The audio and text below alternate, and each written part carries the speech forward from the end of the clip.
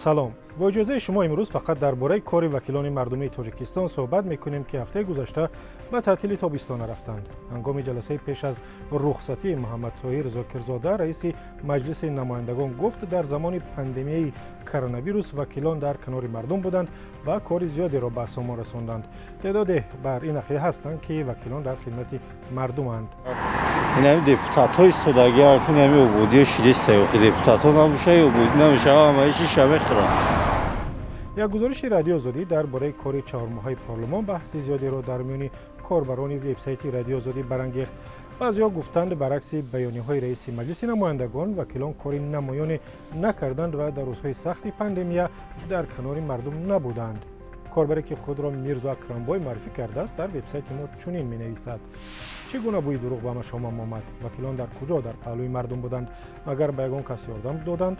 مهاجران بیچاره هر روز زاری و تولا می‌کردند که آنها را به وطن برگردانند، اما شما یگان کاری کرده؟ البته نه. برای همین چی در کار دروغ گفتند؟ کاربر دیگری که ظاهرا نخواسته است نامش را بگوید و خود را راستی را زوال نیست معرفی کرده است، این عقیده را دارد و گفته محمد طاهر زاکرزاده رئیس مجلس نمایندگان را زیر سوال برده و پرسیده است: محترم وکیلان، شما چگونه در پهلوی مردم بودید؟ شما مردم گفته کی را در نظر دارید؟ رئیس پارلمان به دنبال طبابت بود. شما اقلا دیدید که رئیس را چگونه و مردم بیچاره را چگونه طبابت میکنند؟ شما با مردم نبودید، شما از مردم میترسید. کاربری که خود را بی‌نقاب معرفی کرده است مجلس نمایندگان را تنقید کرده و گفته است که وکیلان نمایندگان واقعی مردم نیستند. او در وبسایت رادیو آزادی نوشته است: وکیلانی به نام مردمی از بین خلق انتخاب نشدند. خلق بعضی آنها را نمیدانند و دانستن هم نمیخواهند. قانون‌های قبول کرده آنها از قانون‌های کشورهای دیگر نسخه برداری شدند. کاربری که خود را معلم معرفی کرده است به وکیلان تاجیک توصیه داده است که اگر می‌خواهند ثابت کنند در خدمت مردم هستند، پس باید با زندگی آنها از نزدیک آشنا شوند.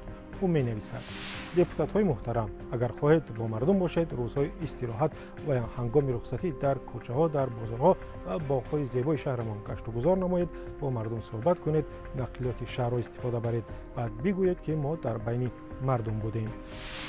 هیئت نوی پارلمان تاجیکستان ماه مارس به کار آغاز کرد و اگر شما هم می‌خواهید نظرتان را درباره کار وکیلان بگویید، پس ویدیو بگیرید و به ما بفرستید. و شماره که می‌بینید تلگرام، واتساپ و وایبر و ایمو دارد.